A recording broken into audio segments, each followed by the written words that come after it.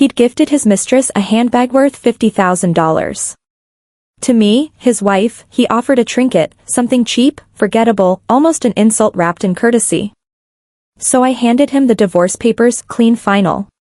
That same night, he indulged. And by morning, the universe retaliated. A call, the hospital, his name, Andrew Miller.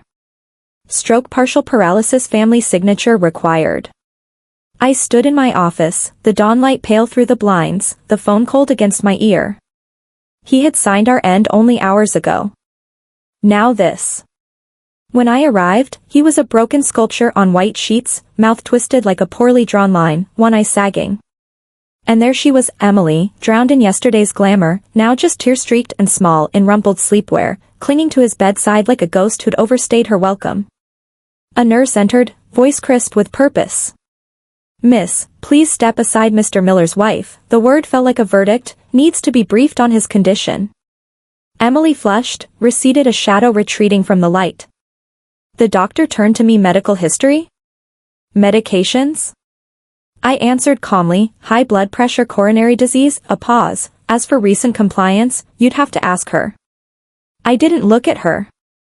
I didn't have to. The room was already hers to haunt. And mine to inherit. Then I glanced at Emily and added, "Why don't you ask her?" "I don't know a thing." Emily quickly shook her head. "Andrew never told me any of that." Dr. Lee, the attending physician, gave me a helpless look. "Right now, there are two treatment options." I cut him off. "You don't need to explain to me, just choose the cheapest one as long as it won't kill him." It's fine. At first, I had wanted to say we should give up on treatment altogether, but when I looked at Andrew's distorted face and those eyes, desperate to live, I suddenly decided I wanted him alive. I wasn't going to divorce him anymore. I wanted him in a wheelchair to sit and watch with his own eyes how he and Emily would destroy each other. Emily jumped up in protest. "No, he has to use the best medicine, the best treatment plan." I sneered and turned back. "Oh, miss, are you volunteering to pay for it? After all, he already switched the company's legal ownership to you." I'll pay," Emily said tearfully, throwing herself onto Andrew as long as he can get better. A nurse pulled up the billing screen. "Then please settle the current charges first, 100,000, and also deposit an additional amount so we're ready if he needs to be transferred to the ICU at any time." Clenching her teeth, Emily pulled out her phone and paid the bill. "I'll figure out the deposit tomorrow." Inside, I sneered, "If she can still pull another cent out of the company tomorrow, then I'll admit defeat." The next morning, Emily stormed into my office, furious, pointing at me. "You're so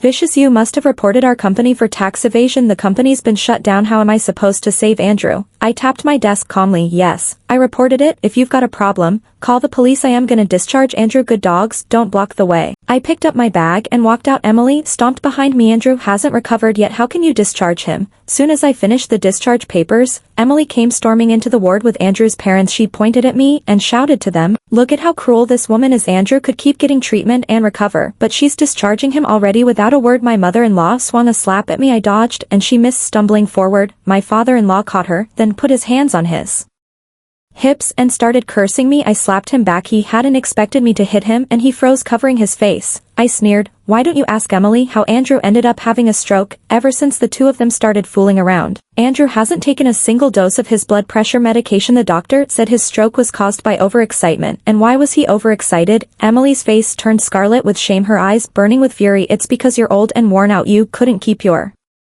husband, so don't blame anyone else." I let out a cold laugh. "Oh, so you're admitting you're the mistress, weary, truly in love?" Emily shrieked, but my mother-in-law didn't care about so-called true love. She slapped Emily hard across the face. "You slutty fox. This is all your fault." Emily stumbled back, clutching her stomach. "I'm carrying Andrew's child. You can't hit me." I watched the scene and thought to myself that the timing was just about right. I pulled open the door to the ward and said to the people outside, "Thank you all for coming to visit Professor Miller. Please come in since everyone's here. The little show I arranged can finally begin today. I'm going to make sure this cheating couple I subtly disgraced." Outside the door were rows of reporters with their cameras, along with a few student representatives carrying flowers. Yesterday, the university administration had already notified me that today people would come to interview and visit Andrew. After all, he was still a somewhat notable graduate advisor.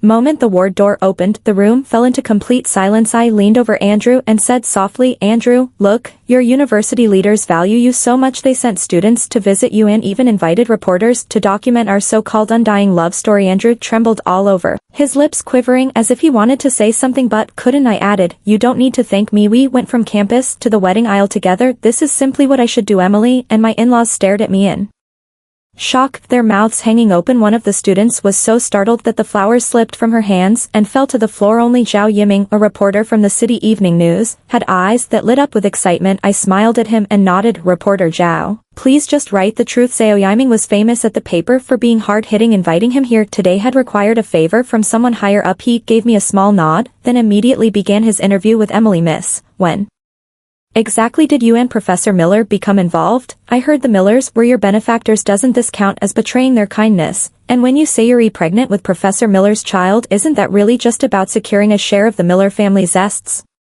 One question after another hit Emily like blows. She was left dazed, her face drained of all color. Half an hour later, I pushed Andrew's wheelchair out of the ward, speaking to him in a gentle voice, and headed straight to the company. I wheeled him around to reassure the employees, telling them that the company, though now seized for auction, would be taken over by me and they should continue their work with confidence. Jin from finance and members of the technical team grew emotional. Lisa, it's such a relief you've returned. I smiled and nodded, then pushed Andrew straight into the president's office. After shutting the door, I parked his wheelchair off to the side, sat myself behind the executive desk and told him cheerfully, when I left the finance department, I took the company's cash flow with me. Now I can use it to buy the company back.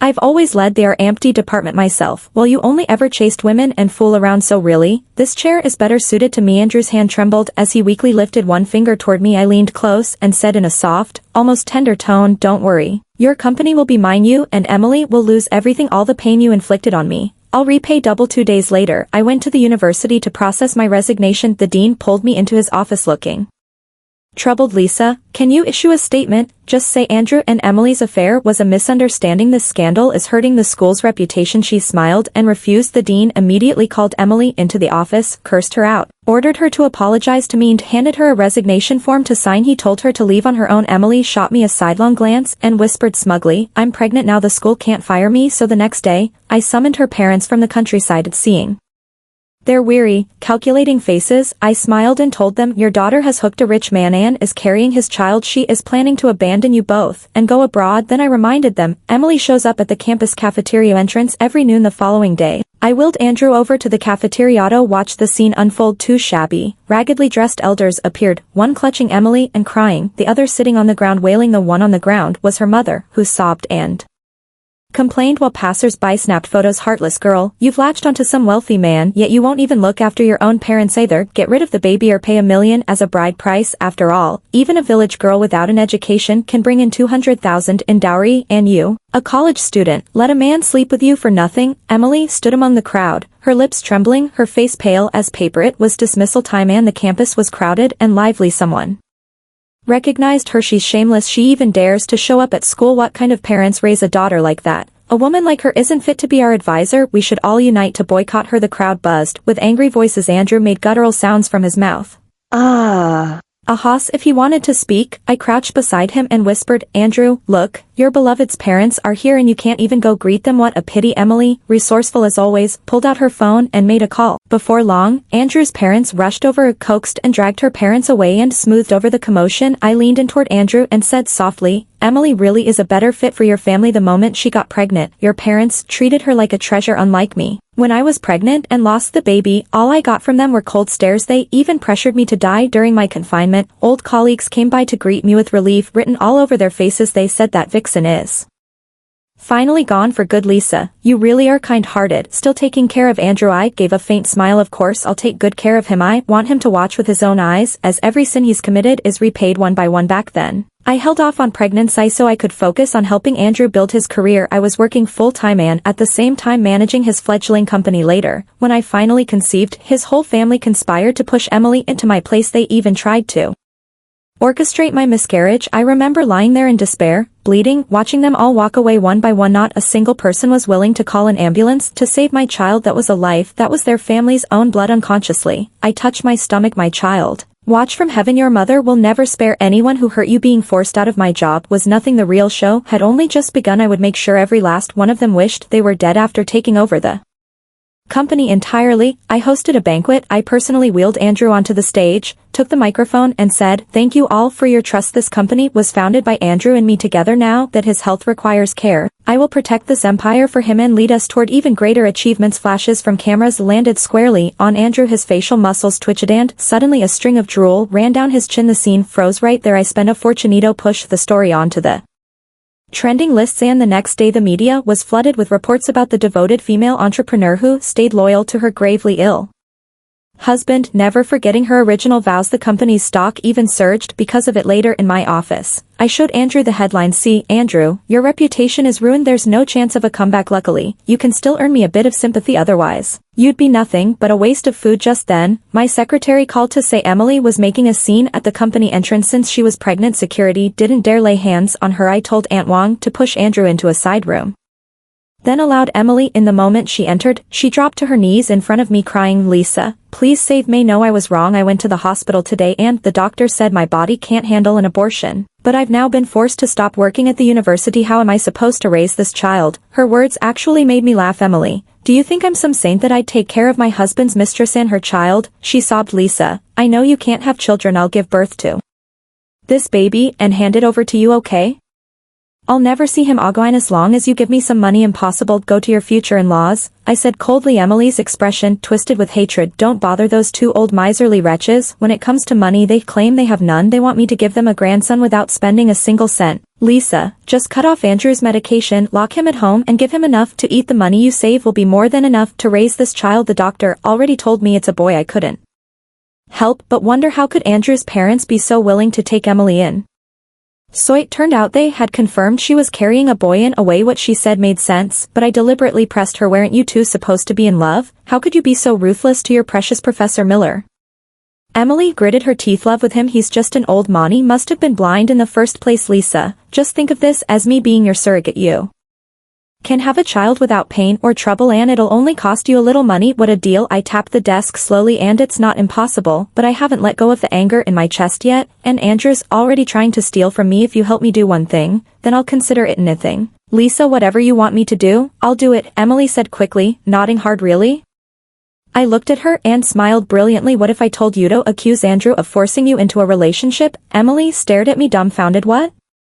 Can't bear to do it? Then forget it. Get out." She clenched her jaw. "Fine, I'll do it." I turned on the spare computer at the side. Emily hurriedly drafted a statement, then printed it out and read it aloud to me. Nodded with satisfaction and pulled open the small door to the side room. Andrew sat there in his wheelchair, his face so red it looked like blood would drip from it. I instructed Aunt Wong to give him his blood pressure medicine, but suddenly Andrew found a burst of strength. He knocked Aunt Wong's hand away, half pulled himself up from the wheelchair. His expression twisted, his eyes fixed on Emily, making a chilling sound from his throat. Emily was startled, screamed and bolted from the office, but not before snatching the statement she had written. Andrew glared at her, retreating back before collapsing back into his chair, gasping heavily with more breath leaving than entering. I smiled at him and asked, "Well, Andrew, how does it feel to be betrayed by your little lover?" His face turned ashen, the light in his eyes snuffing out completely. Emily in the end was never reliable, but instead of hearing back that she had filed any accusation, I was blocked in the lobby the next evening by my in-laws. One was handing out leaflets, the other crying loudly, claiming that I, a so-called entrepreneur, refused to support my aging in-laws, had seized their son's assets and was deliberately cutting off the Miller bloodline. Behind them were several people filming on their phones' live streaming machine. This was not something me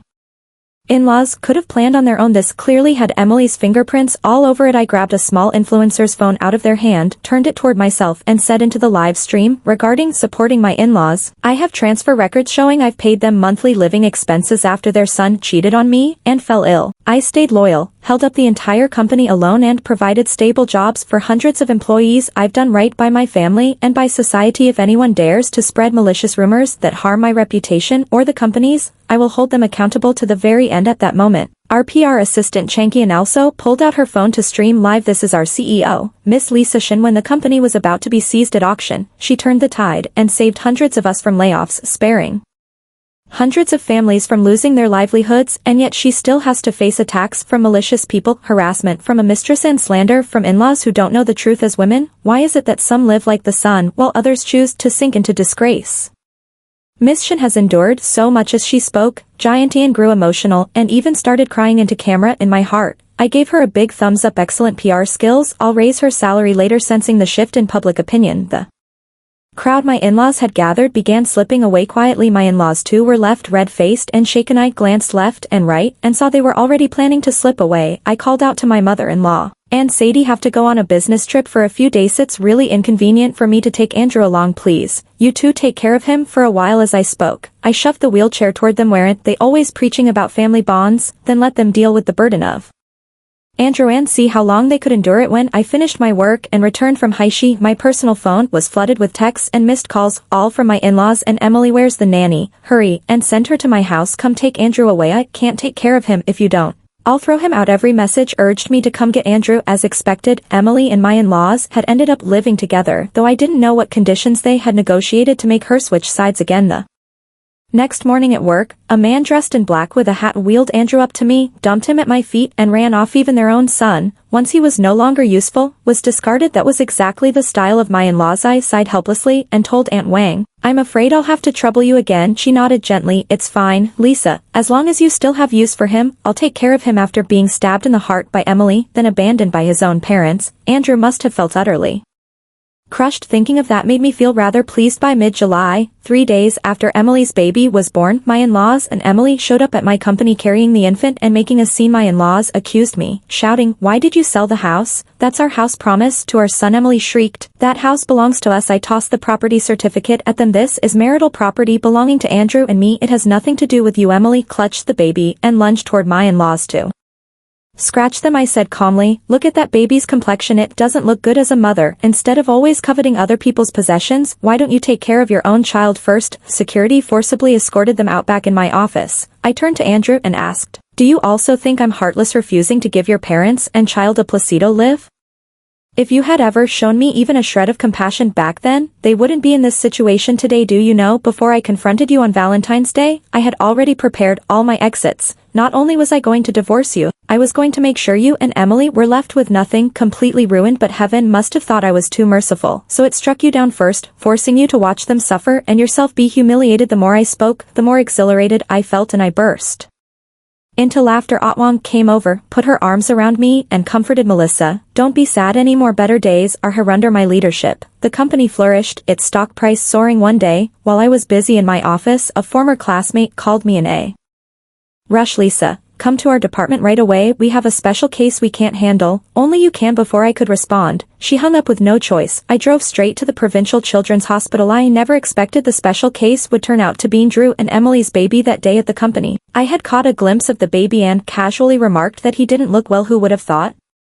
He had a congenital heart defect, and a very complicated one at that. When I entered the ward, my old classmate warmly grabbed my hand and introduced me. "This is the top pediatric cardiac surgeon in the province, one of the best in the country. Now that she's here, you don't have to worry." I looked at Emily's pale, twisted face and smiled at my classmate. "No need for introductions. We know each other." Truly, heaven's will of karma never misses. The only person who could save their child was me. Emily dropped to her knees with a thud, clutching my legs and sobbing, "Lisa, Dr. Shin, please save my child." My classmate quickly stepped in, flustered. "No need to beg like this. Dr. Shin is the kindest with her patients." But I only shook my head and said apologetically, "I am sorry, this is a surgery I cannot perform." Emily completely lost control and lunged at me, trying to scratch my face. A nurse quickly held her back and she cursed, "Liar, you're just taking revenge on me. You have no medical ethics." I slapped Emily hard across the face. "Say one more word and see what happens." Just then, I felt a tug at my sleeve. I turned and saw it was Andrew. His eyes were filled with desperate pleading, and for the first time in ages, 2 words came clearly out of his. "Help me." The power of fatherhood so strong that even a half-paralyzed Andrew could speak again. I looked coldly at the adulterous parents, sneered, "Did you both forget my hands were already ruined by you? I can never hold a scalpel again." My old classmate rushed forward, grabbing my hands to examine them. When she saw the deep scars on my wrists, her face filled with shock and sorrow. With trembling lips, she whispered, "Impossible, Lisa, how could something like this happen to your hands?" I patted her shoulder reassuringly, then turned back to Andrew and Emily. "After that miscarriage, I fell into postpartum depression. I begged you for help and you told me, if you can't even keep a child alive, how do you have the face to keep on living? Don't